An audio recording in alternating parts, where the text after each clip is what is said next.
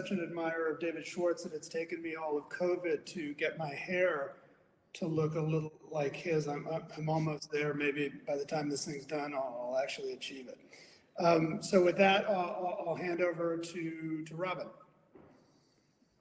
Great. Well, thank you, JP, and sorry to hear that you're in the hospital, and hope everything goes well with your family. So with that, no further introduction is required, I think, for David Schwartz. He's really the main event here. This is an Uphold webinar that we've been long time partners, et cetera, with Ripple, and we would love to dive into XRP and what's going on there, and there's no better person than David Schwartz, the CTO of Ripple, to dive in there. So first of all, David, welcome. Hope everything is good on your side and everyone's healthy, and that you've been managing okay during this tough time. What I was hoping you could do is just start us off with a little bit of history about yourself. First of all, obviously most people know who you are, but just a little bit of background, and then dive into kind of the origins of XRP and what is its mission, and what current developments are taking place with XRP. So with that, I'll turn the mic over to you, and we'll get started. Thank you. It's great to be here. I'm doing well. My family's doing well. So I kind of have to teleport you back to 2011 when Jed McCaleb and I first started thinking about starting a new project. And it's hard to kind of put your head, because cryptocurrency and technology changed so quickly. It's very hard to understand like how people thought about cryptocurrency back then, because it's so different from what it was now. But I would say two thoughts that really crystallized in our minds. One of them was proof of work in most people's mind was cryptocurrency, was blockchain. There was no other technology. People sometimes thought that like the unobtainium in Bitcoin, the thing that made Bitcoin so great, was its proof of work. Some people still think that today, but it was pretty much universal back then. And I think the other, there were a couple of views that today sound very naive. One of them was that like proof of work would make everybody rich, and anyone who had any extra computing power would just mine some Bitcoin and they would make money. Now, obviously that's economically naive. Today, someone has to have the cheapest computers, someone has to have the cheapest electrical power, and so they'll sort of push everybody out. But we didn't really realize that back then. And I think the other thing was we sort of thought Bitcoin was so great, everybody would use it for everything, and so there wouldn't be an interoperability problem. And of course, today that sounds incredibly naive, but back then that was a plausible like argument to make. And it's like a religion that says that there'd be world peace if everybody believed that religion. Like that's true of every religion, right? Like every religion, if everybody agreed on it, like there wouldn't be religious wars or anything. And it's kind of a similar thing that like, even if it, like what we soon realized was that even if Bitcoin was going to take over the world and everybody was going to use Bitcoin for everything in the future, you still have to get there from here. Like 100% of the world's value wasn't in Bitcoin back then. And so you need bridges, not walls. You need like connectivity. So when we started working on what became the XRP Ledger, those were kind of the two first ideas. One of them was there's got to be something better than proof of work that doesn't like hand power to whoever has the cheapest electricity and whoever has the best ASICs. And the other idea was there has to be bridges, like Bitcoin or a cryptocurrency system can't be like its own walled garden. It has to have tools to interoperate with the rest of the world. And so as we started to build the XRP Ledger, we built it as a multi-currency ledger and with a decentralized exchange. And we built it not based on proof of work, but based on what we would probably today call federated Byzantine agreement. But as we started to work on it, like we built it with those concepts, but then the next thing you start thinking about is like, okay, what is this good for? Because in the beginning, when we said, all right, let's throw out proof of work and let's replace it with something else, we didn't necessarily know what it would be good for because we didn't know what its characteristics would be. Like sometimes when you build something, you know exactly what you need, you have requirements, and other times you just have technology and you have to sort of see what the technology is good for. You know, like if you invented some new material, you found some new way to combine carbon with something, and you're like, okay, well, what's it good for? You know, is it light? Is it heavy? Is it cheap? Is it expensive? Is it strong? Is it weak? Is it, you know, you have to sort of find an application. And the application that we very quickly settled on was payments. And there's a reason for that. One of them is that it turns out Bitcoin was just starting. Like Bitcoin pitched itself as peer-to-peer digital cash, which basically sounds a lot like payments. But one of the things that I think a lot of people quickly realized is that it really wasn't super great for payments, and that's why they kind of pivoted to a store of value story. So we focused on payments, which has somewhat different requirements. So one of them is fast and cheap, like completion of transactions.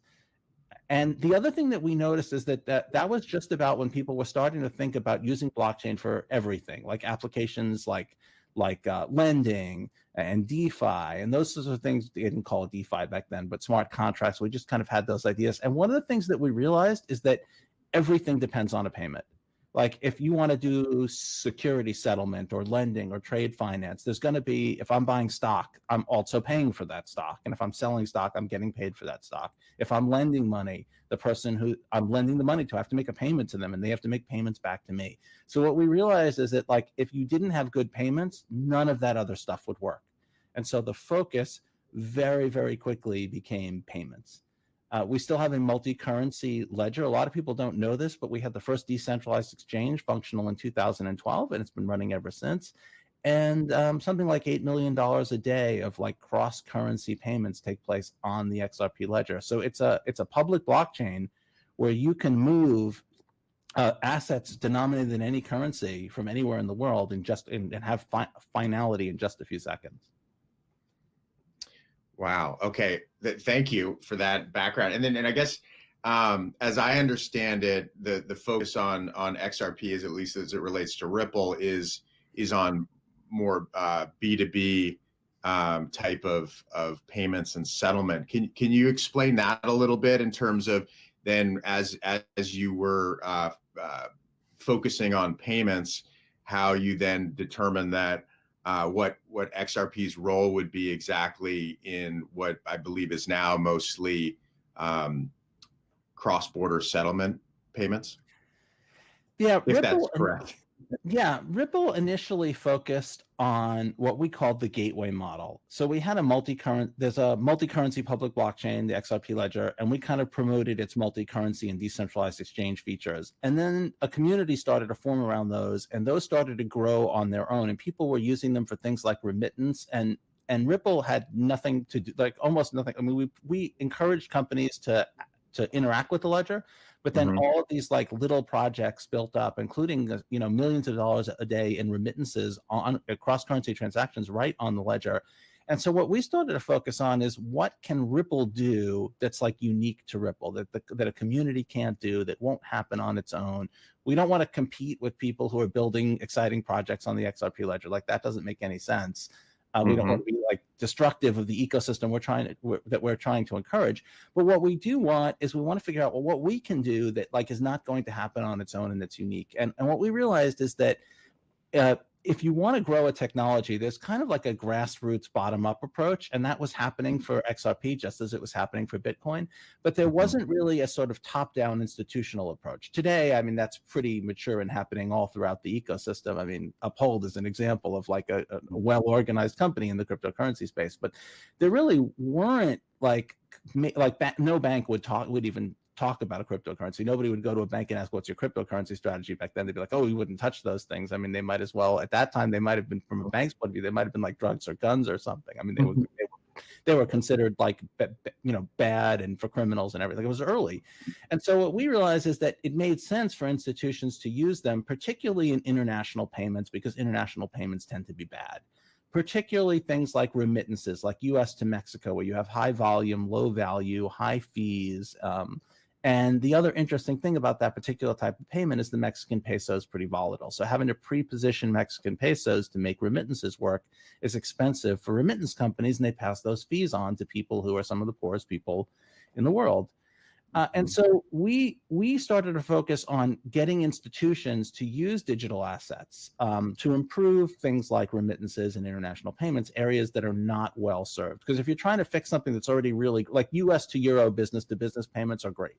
You'd have to be fantastic to beat out, that experience. But if you've ever sent money to someone in another country, particularly countries like Mexico or the Philippines, it's not a great experience. And so you don't have to be all that good to be a lot better, and you don't have to be all that cheap to be a lot. You'd be pretty expensive and still be a lot cheaper. I mean, compared to like the payments in like US to Euro. So what Ripple focused on was driving institutional adoption, which required things like regulatory engagement and building the tools. The first problem that we ran into is that the lowest layers of the financial system date to the 70s. They, believe it or not, like they still have procedures that are based on the idea that if the magnetic tape that has the payments is on the payment machine, it can't also be in the settlement machine. And someone at the end of the business day is going to take the tape from the payment machine to the settlement machine. And this separation of settlement and payment is a very, very big deal. Let me just explain it briefly, just for people who don't understand the difference. Like if you go to a restaurant and you pay with your credit card, they let you leave and they don't call the police that you stole the food when you pay with a credit card, but you still have to pay your credit card bill, and the credit card company or some bank somewhere still has to wire money to the restaurant. So the payment has completed, but it hasn't settled. And this sometimes the bifurcation of payment and settlement makes great sense. If settlement is slow and expensive, we don't want to wait 3 business days before I leave a restaurant and have paid them. Like that makes no sense. So that bifurcation has a logical historical reason, both technically and sort of in the plumbing of the financial system.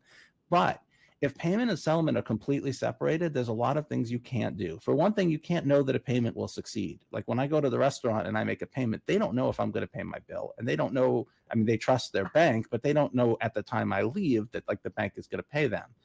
And that creates some interesting problems with like, what is the fee going to be? So if I'm sending money from the United States to, let's say, someone in Europe, if we don't know the path the money's going to take, we don't know what the fee is going to be. We don't know who's going to charge what.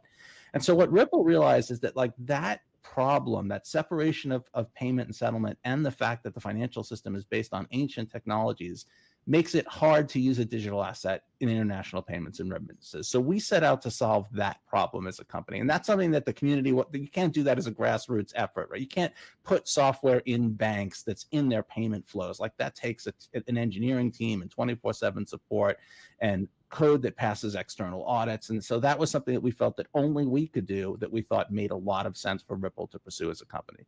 So today, most of Ripple is still pursuing enterprise adoption of payment solutions that allow settlement with a digital asset. About 20% of the transactions on RippleNet use on-demand liquidity, use XRP as the digital asset to settle those payments. And we're pursuing that while we're also sort of encouraging the community to build projects around XRP. And of course, there's any number of other companies that are building things that are not, what Ripple's building. Excellent. That's really great. So now, on the consumer side, what are some of the projects or efforts that you're seeing kind of taking hold or getting some traction? Anything to highlight there that gets you excited? I think one of the most interesting things is like direct consumer adoption. That's like, so like Ripple's kind of working on that top-down institutional approach. There are other companies that are working on bringing crypto to institutions, but I think the exciting part, at least like for most people, is the sort of bottom-up approach, like getting everybody to use cryptocurrency for everything. And that's a slow process. That's like you kind of look at the internet, and the internet was piddling around for a long time, being used in universities and government and military, and a small number of power users like, hey, this is pretty cool. Like I can send an email, and the mail gets there in seconds, and it doesn't cost me 18 cents for a stamp or whatever. That's kind of the stage we're in. Companies that are trying to drive that mass adoption, I think my favorite one is Coil. And Coil is a project that was started by Stephen Thomas, the person who I replaced, who left as CTO to start Coil, and who when I took over the role. And what they're doing is they're solving a problem that's a really annoying problem, which is advertisements. If you get paid by advertisements, it sucks. And if most people would love to be able to pay for content and not see advertising. And one of the most important things about advertising that a lot of people don't realize is that most of the privacy issues on the internet are caused by advertising. So if I go to a website and I'm not paying for that website, so I go to a newspaper or something and I'm not a subscriber, the amount of money they get for me depends on how much they know about me. If they just show me an ad just because I'm some person browsing their website, that's going to be a tiny fraction of a penny. But if they know I live in California, if they know I'm male, if they know I'm over 50 years old, if they know I'm married, if they know I'm Jewish, if they know, I live in Northern California, the more they know about me, the more money they can get for that ad. And you probably notice that when you browse the internet, you see ads that are creepily related to things that you've recently done, right? Like someone asks you a question about some car and you're like, oh, I don't know about that. Let me look it up. Oh yeah, they're based in Germany. And then you get ads for that car company for the rest of your freaking life. And the reason for that is because if I know that you researched a particular car company, I can get more money for the ads that I show you because they're more targeted and people are willing to pay more money for more targeted ads. And what Coil's doing is Coil set up a decentralized system based on open standards that allows people who browse the web to pay for content and people who put up websites to be able to get paid for content. And so instead, like you go to Wikipedia, instead of seeing like, please donate, you see, thank you for being a supporter. And you feel good about that. And they don't have to show you ads and they don't have to violate your privacy. And what's nice about this is that it's a really good fit between what the technology is capable of doing and sort of a real world problem. And I think the most interesting thing is that it is a true micropayment system. So they made more than 1 billion payments last year with an average amount of a tiny, tiny fraction of a penny. And that I think could be one of the most dramatic changes in like the financial universe. If you can make a payment of a tiny, tiny fraction of a penny in a second globally, that changes the way people think about payments. The same way email, if we were talking about email in the 90s, I might say like, maybe 50% of letters could be email instead. But of course, that's totally wrong. We don't use email at all the way we use mail, right? The fact that it's so fast and so cheap means that it's a completely different product with completely different applications. If you looked at your email, 99.9% of them would be things that would never be a letter. And so if payments could be that small and that cheap, I think you would see that same kind of explosion of completely new use cases. And we have the technologies to do that. I mean, like Coil's doing it. And so that could be a complete game changer for the way people think about payments. And the annoying thing is, like, if you ask me to give examples of how that could be transformative, it's very hard to do. It's the same thing. Like if you asked me for examples in the early 90s of like how people would use email, in 20 years, I would have given you really dumb answers. Like you get examples like, oh, I walk up to a building and they have like a revolving door that's like the deluxe door and my phone just automatically pays for the door. Like that seems really dumb. Or you're driving down the road and you're in a hurry to get somewhere and you like pay the car in front of you to change lanes. Just like those are terrible examples. And it's kind of embarrassing that, but if I pitched YouTube to you in 2000, I said, what would people use it for? And you said, oh, they'll watch cat videos on demand. Like you never would. I would laughed at you and thought that's ridiculous, but that's actually that is almost the best description of what people use YouTube for. So what I find exciting is building new plumbing, building new lowest layer technologies like email was, like the internet was, and I would argue micropayments are, public blockchains are, and then figuring out what people will use them for is more almost an observational thing. It's like it's completely impossible to predict. But companies like Coil that are building, like solving real world problems with these new technologies are just super exciting. And that is a mass adoption thing. Like you can subscribe to Coil, you can pay them something like $5 a month, and they will stream money at all the websites you go to. So as you browse around the web, you'll see like content that's just for Coil subscribers. But really what's happening is you could create a competitor to Coil and you could stream money at websites too. So it is an open system, and you don't have to sign up with. You want your website to accept money from people who like browse using Coil. You don't sign up with Coil. You sign up with anyone who can accept inbound interledger payments, and then people just know that your website accepts payments. So it's a true open ecosystem. Yeah, I mean that's really where the rubber meets the road, right? The technology's there, but there's got to be that spark that really gets everything going. And how it's going to be, how that fire is going to get going is I think still a question, and it's still really early days. Yeah. So let's switch gears a little bit and talk about don't want to talk too much about it, but regulation and kind of what's going on Currently, the environment, obviously, there's more regulation, but maybe some people would say that there's more clarity, which kind of helps kind of with the choices that are being made. And now, obviously, with the Biden administration coming in, and what's your general feeling about? I guess I've pointed to in the United States to regulation in the U.S. and elsewhere as it relates to XRP. Well, the U.S. has very unclear rules. It's not so much bad regulation, like bad rules are one thing because you can advocate that they be changed and you can maybe come up with workarounds. But the problem is that the rules are sort of applied inconsistently and are vague and very difficult to understand. And the United States has an unfortunate tendency of regulators that don't like give clear answers to questions and then a year later go to a business and say, you should have realized 3 years ago that what you were doing wasn't compliant with the regulations, when all that time you were completely open and transparent and asking the regulators, like, we read the regulations this way, are we right? The other annoying thing in the US is you not only have between 8 and 12 federal regulators that are arguing over exactly where cryptocurrencies fall in their jurisdiction. Obviously the SEC is the 30-pound gorilla or whatever, but I mean, there's also the CFTC and the OCC and many other regulators. And also many of the states have been like setting up their own regulation. And so if you want to do business in all of the states, you have to look at the regulations in all of the states that have them. And I applaud the state efforts to like reduce regulatory uncertainty by coming up with regulatory frameworks. The problem is if you have 50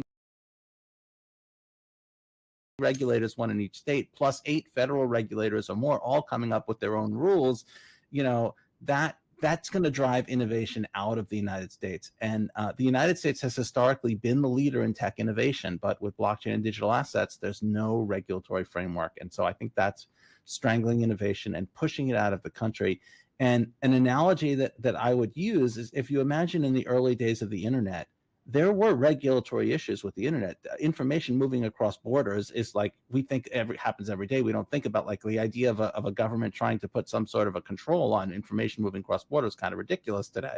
But before the internet, there were controls on movement of things like information across borders, and encryption was not broadly supported, and people were concerned about use of the internet to spread things like child sexual abuse materials and radicalizing terrorists. I mean, there were legitimate regulatory concerns with the internet, just like there are legitimate regulatory concerns with cryptocurrencies. I'm not saying regulators should like back off. There are scams, and I mean, there's bad things that can happen to consumers, exit scams from companies. I mean, there's all kinds of things that need to be regulated. I don't deny that. But can you imagine if regulators in the United States in the early days of the internet said, like, this is going to allow information to move without control. We won't be able to have border controls on information. People are radicalizing terrorists and they're violating copyright and stealing intellectual property. We're just not going to allow the internet in the United States. Like if you look at companies like Microsoft and Apple and Google, and I mean, I could go on, Amazon, like these are US powerhouse international companies that thrived in the United States because the United States embraced the internet. And there were regulatory frameworks that helped the growth of the internet. And I think there's a good parallel with cryptocurrency here, because if the United States pushes cryptocurrency like away, it's not going to just disappear. It's going to move to Singapore, and it's going to move to the European Union and Switzerland, and it's going to move to India. And what that's going to mean is that the future powerhouses of the new financial system won't be US companies. And I think that would be a huge loss for the United States. One of the things that Ripple did very early is that the tendency for a company that's doing something like we're doing would have been to sort of try to fly under the radar and sort of comply with the rules in their technically like, oh no, that rule doesn't apply to us because, we have this decentralized thing. And so we don't need to follow that rule. There's 2 problems with that. One of them is first of all, the rules could be changed to make things worse for you, and they will be if you do things like that, like if you avoid the regulations. But if regulators have legitimate interests, like money laundering and terrorist financing and drug money and all kinds of other and people hiding money overseas, tax evasion, like they have all kinds of legitimate concerns, and they'll do what they have to address those concerns. So you can't just say, oh, technically I'm complying with the rules, I'll just change the rules and put you out of business. You don't want that. And the other thing is that if the first time you encounter a regulator is when something terrible happens, like God forbid some terrorist uses XRP like to fund their operation or any other cryptocurrency like that, the last thing you want is your first encounter with regulators to be when something terrible happens and they just want to they just want this thing to go away. Like, you want to establish ahead of time with the regulators that so that they know who you are and what you're doing. And so when something like this happens, you're an ally, not the adversary. It's like, okay, like, what can we do to stop things like this from happening? So, you know, I don't know what else to say. It's kind of a little bit frustrating because, you know, we're a U.S. company. Ripple's a U.S. company. Like XRP Ledger is global, and so, you know, from an XRP standpoint, it's just that it's a drag on institutional adoption, that there's a lack of certainty. One of the nice things from Ripple's point of view is that using XRP for on-demand liquidity is pretty easy for regulators to understand, and there isn't a consumer protection issue, because if it's a remittance, the remittance might be U.S. dollars to Mexican pesos. The XRP is sort of deep in the machine. And regulators will generally trust institutions to sort of like not, you know, to take the risk of sort of funds in flight. But the big problem is trying to bring consumer adoption. It's just very, very difficult in the United States, particularly. What about the advent of stable coins? So, you know, that's, I wouldn't say it's a new thing, but it you know, certainly stable coins aren't what they are today when you guys developed XRP, and some of the interoperability aspects of that you worked on with XRP Ledger seem to be encompassed in stable coins in some way. And do you see that as competition, or do you see that as just complementary, moving, you know, all boats rising with a higher tide type of thing, or how do you view that? Yeah, there's a lot of different things I could say, but I'll start by pointing out that a stable coin is pegged to something, like it's pegged to a currency. So if you're in the US, a euro stable coin is a semi-stable coin, and if you're in Europe, a US stable coin is a semi-stable coin. So if the pitch of a stable coin is that it's absolutely stable, it is for some group of people. And so what you could have is a world where you have a USD stable coin, and a euro stable coin, and the yuan stable coin, and a rupee stable coin, and so on. And I think that's useful, because one of the problems that you have with digital assets, and I'm sure like at Uphold, I don't have to tell you about this, but there's sort of a semantic mismatch between the way digital assets work and the way the conventional financial system works. If I send you money to buy Bitcoin, let's say, once you give me the Bitcoin, it's gone. But there's ways that I might be able to reverse that transfer, or claim that my payment to you wasn't authorized by the account holder. There's sort of a mismatch. We call it like, we analogize it like an impedance mismatch for old people who understand, you know, radio communications. They don't fit very well. And so stable coins fit much better. And there's two reasons why I think they're complementary. So one of them is you can't force your customers to accept something that doesn't match what their use case and their needs. You just can't. You can't tell a customer like let's say like you love Bitcoin, so you tell your customers you're going to use Bitcoin for everything. Well, you're not going to have any customers, because Bitcoin doesn't do everything, right? Like, you're not going to have customers. The better the customer experience, the more customers you're going to have. Like, an analogy I might use is that, like, it doesn't help Twitter to make other things on the internet worse, because the reason every single one of us probably has a smartphone within reach that we can use to post things to Twitter is because of Twitter's competitors. Like, Twitter didn't put that phone in our hands, right? It's because in the old days, people they like Google, and even going back to GeoCities and MySpace, like, made the internet popular and drove cell phone adoption. And like, a great ecosystem will put the tools for people to use XRP and use other digital assets like in people's hands. So there has to be a thriving ecosystem. There has to be something for everyone. So that, like, the reason that every one of us carries a smartphone around is because there's something in a smartphone for everyone. Like, whatever you are, whatever you want, there's something that you can do with that phone that's useful to you. And so that ecosystem has just exploded. The other thing is that if there's not going to be one world stablecoin, the world is not going to adopt the dollar. If anything, it's sort of moving into a more fragmented direction. So I think there's an opportunity for digital assets like XRP to act as sort of the lubrication between stable coins, as sort of the settlement. So if you imagine like a US settlement hub with businesses that pay their bills in US dollars and get paid in US dollars, and so they want sort of a dollar denominated stable coin. And then you might have a hub in China that's using some, stable coin that's pegged to the yuan. You need an asset that can sort of move between those two worlds that's kind of neutral. And so I think digital assets like XRP can position themselves as sort of those neutral assets. One pitch that I think could work is like, if there's not going to be one world currency, and like the United States probably understands that they're not going to get the whole world to use the dollar, and I'm sure like China understands they're not going to get the whole world to use their currency, it may make more sense to have a currency that nobody can control than to have like a currency controlled by your geopolitical adversaries. And so it could be that everybody could settle on an asset that nobody can control. This is the same pitch Ripple makes to banks. So when we go to a bank, and you might think, well, why wouldn't a big bank want a system built by big banks and controlled by big banks that runs to make everything great for big banks? Well, there's a lot of banks that are not big banks. Like when I say big banks to most people, they think every bank's a big bank. Like there's really a small bank? Well, yeah. Like if you say to someone in the banking business, big bank, they think, JP Morgan Chase, HSBC, Credit Suisse, Deutsche Bank. It's not a long list, right? If I asked you to keep going with that list, you'd stop very, very soon. But there's thousands of banks, and so the ecosystem is not as the banks are not all the same. Yeah, agreed. And you're actually heading in a direction that I kind of wanted. We're coming up at the end of the session. I've got one more question after this, but you made a comment earlier about it might be ridiculous to if somebody had predicted what the internet would look like, some of the proclamations that would be made, et cetera. But you are recognized as one of the great minds in our industry. So it would be great just to hear you wax on a little bit about where things in your mind may go. Let's say from a consumer standpoint, with cryptocurrency in 10 years. What is a state of play vis-a-vis how we pay for things today? In the future, from your perspective? Well, I think we're going to see a kind of meet in the middle. So we're going to see continued institutional adoption, which is exciting.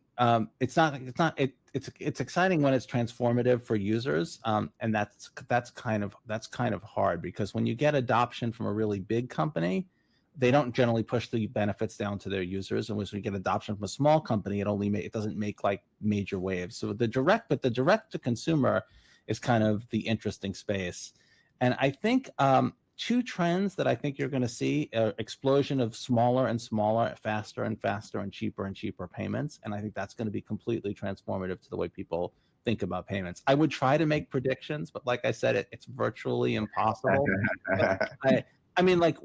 One analogy I use, which again is terrible, is most people get paid roughly every 2 weeks. And the reason for that is because payments are expensive and have administrative overhead. Like you could imagine a world where as you're working, money is just being streamed at you, and you don't have to worry about, on what day of the month does this payment go out, or, but it's hard to say how that will be transformative. But I think like ubiquitous interconnectivity of data has changed the world. You walk up to someone's house and ring the doorbell, and they say, "Oh, David, you come by to drop off what, so and so. Let me open the door for you." And like that all takes place over the internet, but you don't think of it.